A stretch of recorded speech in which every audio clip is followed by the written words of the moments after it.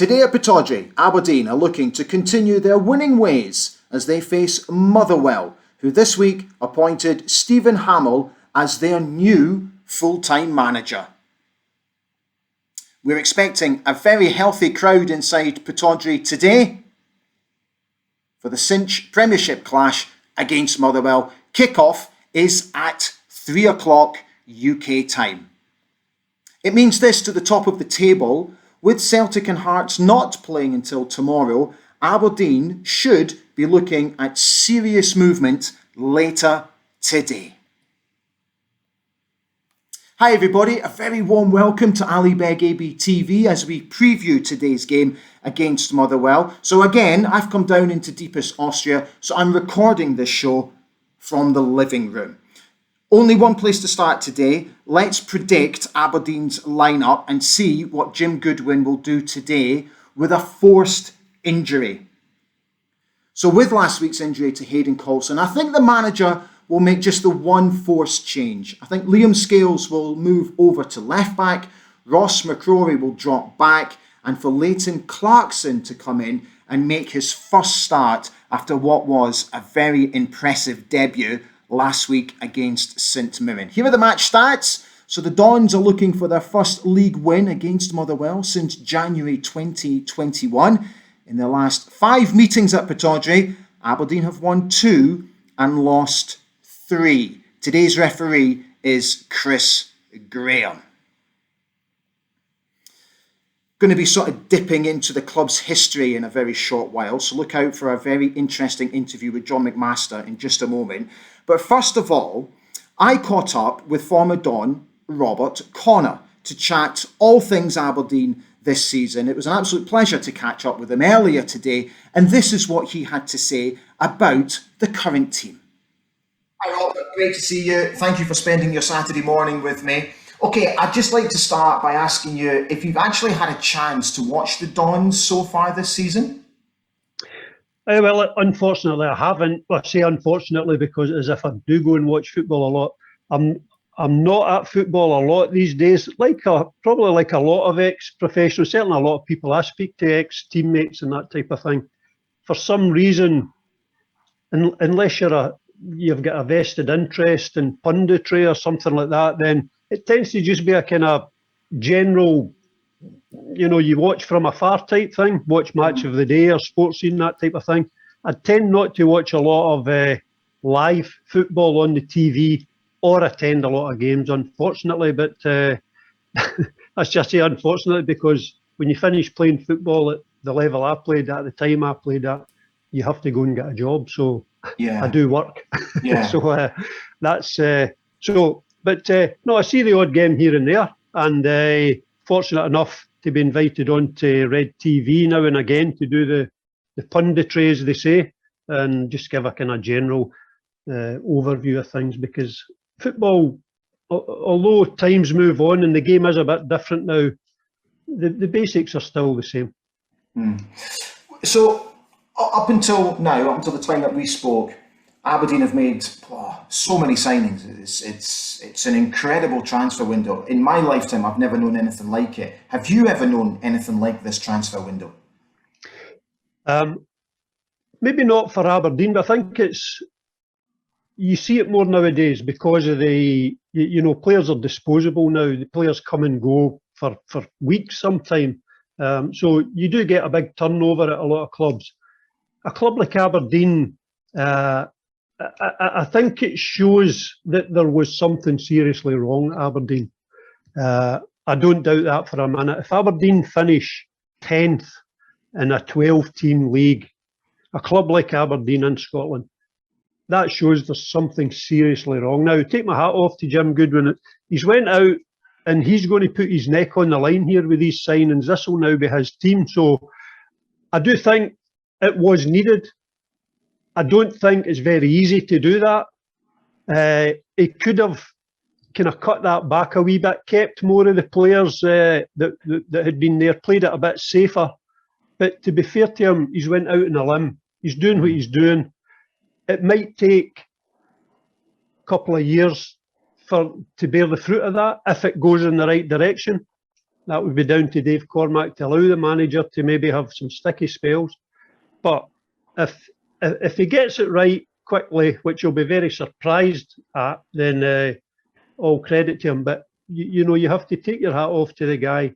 He's put his neck on the line here by doing this. And at the end of the season, I kind of suspected something like this might happen because he was saying some kind of strange things that maybe other managers wouldn't say. He was taking blame for things himself.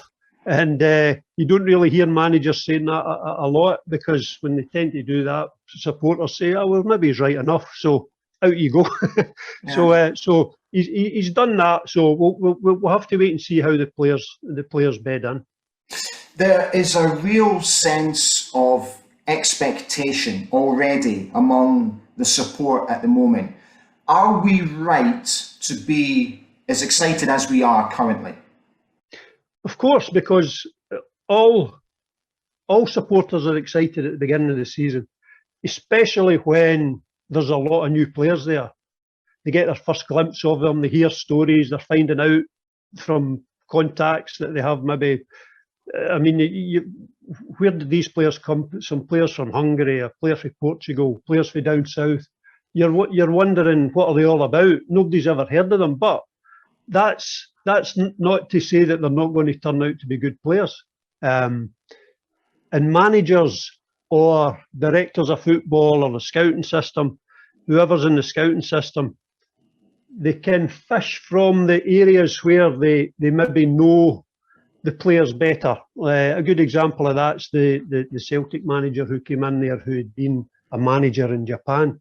He brings over a couple of Japanese, but straight away you go, Japanese players. That's the typical thing in Scotland. Yeah, they can't be very good. And they're really, really good. They're maybe not Premiership players down south, but they're excellent players for the Scottish level. So somebody that knows a market, an area where a market they've got an expertise in. And I don't know the scouting system in place at Aberdeen at the moment, but you can just never tell with players, new players who come in, wherever they come from.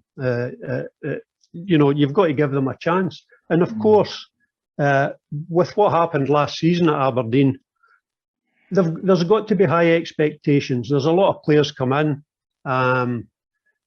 The fans need to get behind the manager and the players. Give them the support they need. And if the players that are retained there, for example, Johnny Hayes, who didn't look the player he was from the first time we seen him at Aberdeen, maybe he'll get a boost from this as well, with the new players round about him, rather than same old for the last few years and we've been struggling and da. So I think the manager's done the right thing. He needed a clean sweep and change the whole mentality in the dressing room. There's some players that have went that maybe some supporters are not happy about, like stalwarts like Andy Considine and that type of thing. But if you're going to change the thing and change the mentality, it needs a clean sweep. And I think that's what he's done, and all credit to him. Brilliant. Robert, thank you so much for coming on. It's lovely to see you as always, and enjoy the rest of your weekend. I'm sure I will do. Thank you very much, Ali. All right, cheers. Speak to you later. Bye. Great to hear from Bobby as always. Right, let's get the thoughts of the manager ahead of today's game. This is what Mr. Goodwin has had to say. What we got in the St Mirren game, the players were very entertaining. 70% of the game I was delighted with. We're now looking for that level of consistency for 90 minutes, and that's always the challenge for any team. Can you do it again and again on a consistent basis? Always very interesting thoughts from the manager. If you can't get along to Pittodrie today, here's what the red matchday cover looks like with Johnny Hayes. And did you see the news about Johnny this week? The 35-year-old has been appointed Aberdeen's under-16 coach alongside Stuart Duff. Now, if selected today, as expected, he will make his 299th appearance for the Dons. Also during the week, did you catch up with this? The Dennis Law Legacy Trust had their golf outing at Deeside Golf Club. All the money raised will go a long way to helping the organisation as a whole. Some excellent ex-Dons in attendance there as well. Duncan Davidson, Andy Dornan, Willie Miller and Stephen Glass. Great to see Stephen still enjoying himself. So, as I mentioned earlier, a couple of sort of historical moments to look back on. The first one is that on this day, back in 1988, Theo Schnelders made his debut for Aberdeen against Dundee in a 1-1 draw at Pittodrie. There he was, picked recently when he came over to Aberdeen for an event with Drew Jarvie and Paul Mason. And also on this day, back in 1977, Billy McNeill took charge for the first time of Aberdeen in a league game. And we beat Rangers on the day. And what I loved about Billy on that day was that he wore a red shirt, which I think endeared him to the Aberdeen support and possibly wound up the Rangers support. I was doing a little bit of research on Billy's only season in charge of Aberdeen, and we finished runners-up in the league and the Scottish Cup final, and we only lost 5 league games all season. He also signed Gordon Strachan and Stevie Archibald. He gave a debut to Alex McLeish and Neil Simpson, and he also persuaded a certain Willie Miller to sign a new deal after there was lots of interest for Willie for an extra £5 a month. Yeah. Now, playing in that game against Rangers where Drew Jarvie scored 2 and Joe Harper scored the other, the photograph that I showed you before, John McMaster played that day, and I was absolutely thrilled to catch up with John to actually talk about his memories of Billy McNeill and that game in particular. John McMaster. Hi John, great to see you. As always, thanks for jumping on and talking to me. Okay, I would like to begin by asking you of your first meeting with Billy. Can you remember meeting him for the first time? Well, I'd met him the day he came up and signed, I think. And it was just outside to the left of the tunnel where we come out. I used to sit in there with the pensioners and the maintenance people, with the actual groundsman and all that, and you got a blether with them. And he was standing there with the chairman, Mr. Donald.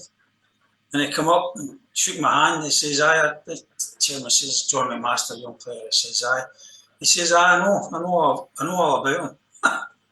Really? I says, I know you. But seemingly, after he came up, John Clark says to me, I told Big Billy, he says, keep an eye on the boy McMaster, because I've seen him a few times in the reserves, you know. So I felt comfortable and I felt great and I felt wanted. And I've never had that before, although Jimmy Bonestone and Ali were all right and they played me. But they never played me or believed in me enough. So he did right away for that, just from that actual meeting. But move on a year. And the boss, Sir Alex, that identical situation. I'm out doing a bit of extra work, and the boss comes out with the chair, Mr. Donald, it's that exact same place. No. And it was the same terms, but he didn't. The boss just shook, how you doing, John? I know you're I see you, I know he's a player. And it was the same conversation. And right away, it's like, wow, that's good to know. You know, so never bypass anybody, but the rest is, well, you know, moved on to great things, you know, and I'm sure Big Billy, they always talk to him afterwards, and unfortunately we've lost him, you know. But I was speaking to him a few years ago before he started getting no well. And he was always, he says he regretted leaving Aberdeen. Yeah, that's really interesting. But that was big. That was big. That was big for him going to Celtic. Yeah, it's not success at Celtic, you know. He was always going to go. He was always going to go back to his spiritual home. But I think, but not so quick. Yeah. That's what I was going to say, John. I don't think many people expected him to go only after one season, which we can digress on a little bit later. But can I also ask you, just before the season started, what were his training methods like? What was training like with John Clark? Oh, they loved the ball. It was always ball work. But it wasn't one of the long slogging runs, you know, but they wanted, you had wee snakes and all that, and different types. You know, they'd done it with the Lisbon Lions, and they'd done the 100-yarders and the 200-yarders. So that it wasn't all the up and over the hills where some of the managers did, you know. But over Broadhill and whatever, and then the cross countries. But everything was quick. Everything was with the ball touching, and it was always games, highly competitive. You know, he was the same as us mentality wise, but he was obviously a winner. You know, coming for Airdrie and moving up, or Clyde. It was Clyde and moving up, and he actually picked up a lot of good things when he was at Clyde, and he just introduced it. Well, I dare say him and John. It was always just everything was simple. It wasn't the boss was. I would say Sir Alex was more into the actual. What do you call it now? The actual set pieces, the shape, you know, that you got your back four sorted and that's it, and then you've got the midfield and the strikers and getting in through, and they all kind of picked up and everything they wanted. But Billy was very, very good with he'd play with the boys, make them feel, you know, really good and put air in them. But he's certainly done that with me, and he's seen the ability that I had, and they backed me 100%. And I was rewarded. I hardly missed a game that season. Yeah. Well, let's talk about the game, which is obviously the anniversary today, which is the opening game of the season when we beat Rangers, or Billy's first game at Pittodrie, when we beat Rangers 3-1 on the day. It was his first game in charge. The one thing that, when I was doing my research on it years ago, he wore a red shirt. And I'm wondering if that was all planned. Well, listen, he wore that shirt many times after that as well. Did he? You know, because he was quite a dapper man, dressing. And he was always a big smart guy, and fingers was always out. But he came from, he was the only child in the family, so he was spoiled, I believe. And he always got his way up. Park kid as well, so he come up and he just didn't want anybody to disturb him, I don't think. So, well, big guys like that, you know, can do these sort of stunts with the red and that stuff. But I thought it was a great bit of publicity, and also letting the crowd know I'm here. Yeah. I'm playing for Aberdeen. I'm giving you the best I've got, and he certainly did that. He certainly did that way he set out his teams, and it was him that actually gave Alec McLeish's debut in midfield. That's right. How good the big fella was. He was something similar to the boss, Sir Alex, because he was never away for training. He was always at training. He was always first in, and him and John was always first. And John was always a bubbly type, you know, and John was always trying to flog a pair of trousers or a t-shirt or a jersey. So John was a Glaswegian. The two of them were Glaswegian through and through. And they're great power, and they can handle themselves on and off the park as well as in the dressing rooms as well. They made the dressing room quite loud and friendly, but competitive. Table tennis, snooker, he was that type, the same, identical to Sir Alex. When you see the two of them, you know, in flow. I like to hear his opinions, and somebody had a nightmare. He did get told about it, you know, but he didn't have a blast furnace. It was just, they get told a wee bit louder, you know. But I wasn't one of them ones for the grapher with the hair up in the eyes, you know. John, let me ask you about the actual game itself, because obviously it's a fantastic start. Drew got a couple, Joe got the other. I'm just wondering if that, you know, your memories of that game, what you can recall of the game. And it was a real statement of intent at the beginning of the season. Yeah, I think he established from the start as well, they had to win the home games and then look after the away games. You know, I think he just wanted a winning mentality, and I think he picked his strongest team. And it goes with, he had a 4-4-2, the way you were actually telling me the team before we started there. Because I would never have picked the midfield that he picked because it was me, Jarvie, Jim Shara and Joe Smith. Not one of them could sprint forward or anything. Oh, pace and ability. Not pace, but a wee bit of pace. You know, he had a quick brain, and Jarvie was a box-to-box guy. Jim Shara was a sitter, and so was Joe. So me actually, Jarvie would have been the white man to go and support wee Joe and Flem. But that was a great balance up front with Flem and Joe, because Flem he loved just putting his elbow in people's faces. You know that. He just wanted to break noses and all that, and ears and eyes.